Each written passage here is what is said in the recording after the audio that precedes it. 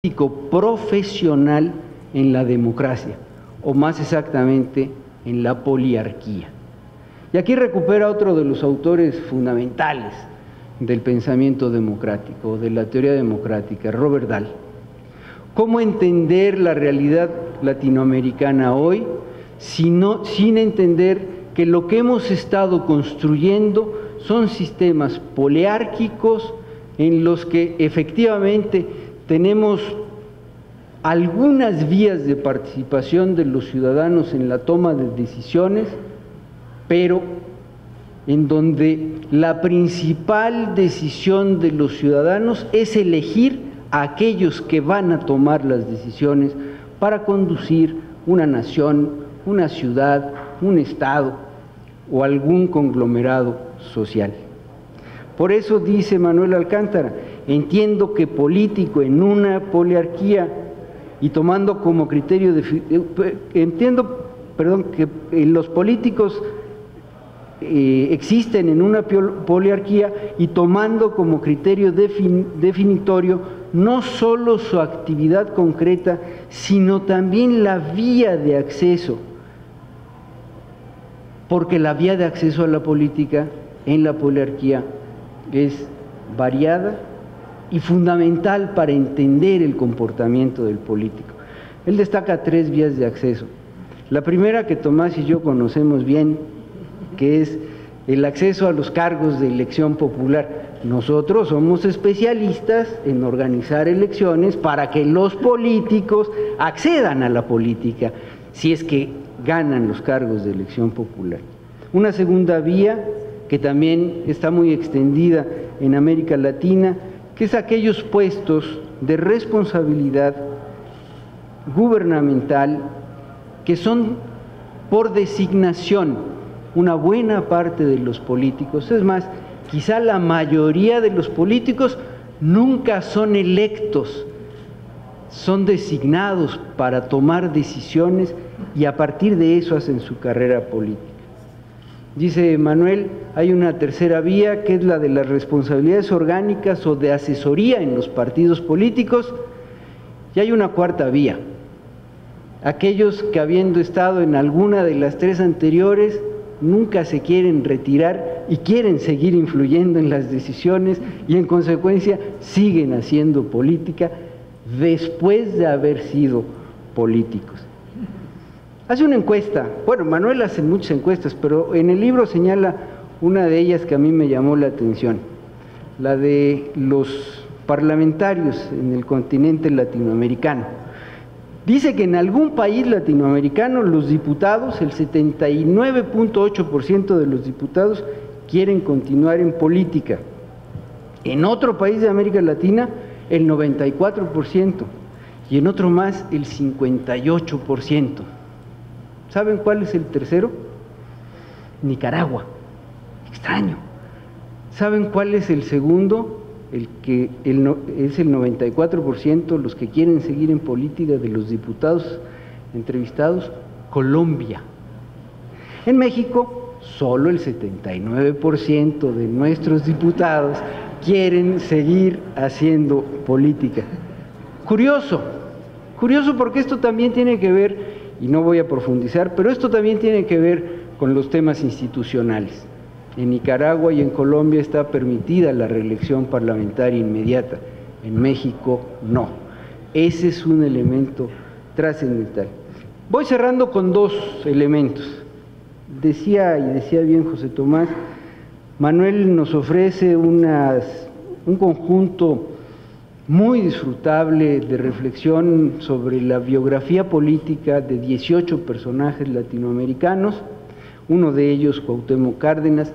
No me voy a referir a la biografía de Cuauhtémoc Cárdenas porque es un político que nosotros todos mucho respetamos y además porque sería muy interesante que ustedes lean lo que dice Manuel Alcántara con este enfoque acerca de Cuauhtémoc Cárdenas, pero sí me voy a detener un segundo en uno de los 18 políticos latinoamericanos que a mí, en lo personal, más me llama la atención y que además está excelentemente tratada su trayectoria en el libro de Manuel Alcántara.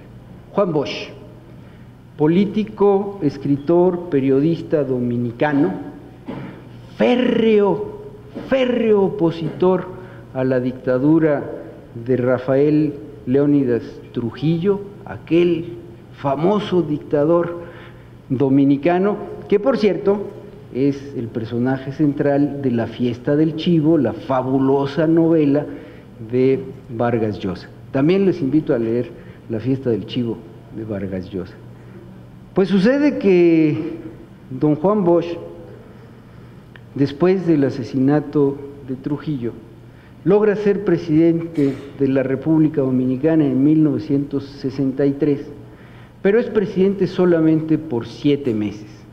Hay un levantamiento militar que lo derroca, después hay una invasión de los Estados Unidos que va a marcar la historia dominicana, y quien lo sucede en el poder después de la invasión es nada más ni nada menos que el expresidente, o ya también difunto, Joaquín Balaguer.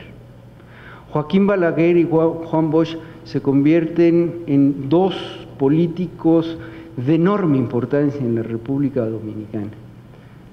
Juan Bosch creó el Partido de la Revolución Dominicana, el PRD. Después le pareció que ese partido se estaba haciendo un poco reformista y entonces salió de él y fundó el Partido de la Liberación Dominicana, el PLD. Y es muy curioso porque como ellos son caribeños, a veces no se entiende bien cuando dicen PRD, PLD, porque la R y la L a veces se parecen. Y sucede que a la muerte de Balaguer, que también fundó un partido, y después de que Balaguer fue presidente, dictador, presidente electo, presidente reelecto, y tuvo que renunciar después de unas elecciones fraudulentas, que se demostró que fueron fraudulentas, cuando muere Balaguer, y evidentemente ya con Bosch muy viejo, que murió en 2001, estos dos partidos, el PLD y el PRD, han sido los partidos que han disputado por el poder político en la República Dominicana de una manera muy impresionante. Mientras que el Partido Social Cristiano que fundó Balaguer ha quedado en tercer lugar y va casi hacia su desaparición. Es un fenómeno político impresionante, un hombre, un personaje que estudia Manuel Alcántara, que funda los dos partidos de ese bipartidismo que se está consolidando en la República Dominicana. Y cierro con la parte más lúdica del texto, que es el epílogo. Sucede que este intelectual maduro, que se da ciertas licencias, nos comparte una reflexión exquisita sobre las recomendaciones que Don Quijote le da a Sancho Panza para ser un buen gobernante. Y el propio Manuel dice, después de analizar todas estas recomendaciones, podemos pensar en una clasificación de los distintos consejos que le da Don Quijote a Sancho. Unos son protocolarios y de urbanidad. Ojo, los políticos tienen que cubrir los protocolos y ser muy cuidadosos con la urbanidad. 2, de imagen pública. No solo hay que ser, hay que parecer. Y 3, de gobierno, yo diría de buen gobierno. Porque está claro, y creo que en esto Manuel Alcántara nos ofrece una gran enseñanza. Un político que quiera ser buen político hoy en América Latina tiene que ser un buen gobernante. Muchísimas gracias por su atención.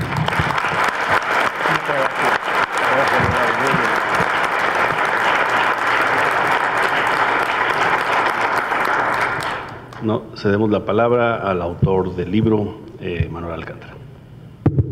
Muchísimas gracias. Bueno, me lo han puesto muy difícil. Mil gracias, Adrián, José Tomás, Leonardo, Adrián colega, Leonardo ahora transitoriamente consejero presidente, pero también colega, y José Tomás, consejero presidente, muchísimas gracias. También Carlos Briseño, muchísimas gracias, mi alumno, por haber hecho posible esta estancia hoy aquí con todos ustedes. Por supuesto, a las instituciones. Primero hay que dar las gracias a las personas, siempre a las personas. Luego a las instituciones, ¿no? El Instituto Electoral y de Participación Ciudadana del Estado de Jalisco y también el Instituto Federal Electoral. Muchísimas gracias. Y, por supuesto, a ustedes por darnos su tiempo y su interés en estar aquí.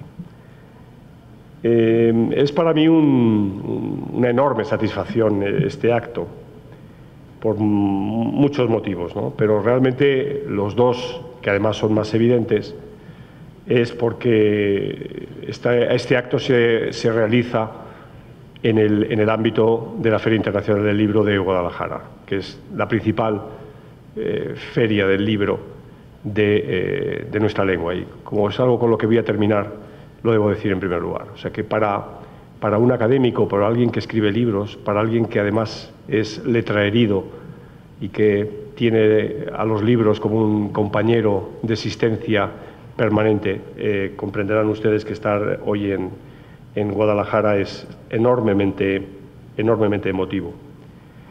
Y también por ustedes, ¿no? Por el público que asiste aquí, que es un público de primer nivel, es un público interesado. Algunos de ustedes, profesionales de la política, desarrollan el oficio de la política. Y dicho de otra manera, también, sobre todo esto para un profesor es muy importante, porque los profesores estamos acostumbrados a hablar a un público cautivo, que son nuestros estudiantes. Están ahí porque tienen que estar. Ustedes están aquí porque les apetece convivir esta tarde y compartir esta tarde este acto, ¿no? O sea, por consiguiente, ya ven ustedes que es una enorme satisfacción. Me van a permitir que les señale que este libro, y cuando Adrián Acosta hacía mi semblanza curricular, es consecuencia de una trayectoria académica, de una trayectoria personal, y que respondería a la pregunta de cómo llego a este libro, ¿no? Cómo llego en un determinado momento de mi vida a este libro, ¿no? Es curioso porque, contrariamente a lo que muchas otras personas, a muchos otros colegas han hecho, yo he ido de más a menos, o si se quiere, de lo macro a lo micro. Comencé estudiando sistemas políticos, o sea, lo macro. Pasé a estudiar partidos políticos, congresos, diputados y ahora políticos, ¿no? Es decir, en una escala, diríamos, en una escala de magnitudes, voy a lo que sería la célula, ¿no?, de la vida política, ¿no? O sea que hay una coherencia, pero que podríamos denominar de escalera descendiente, ¿no?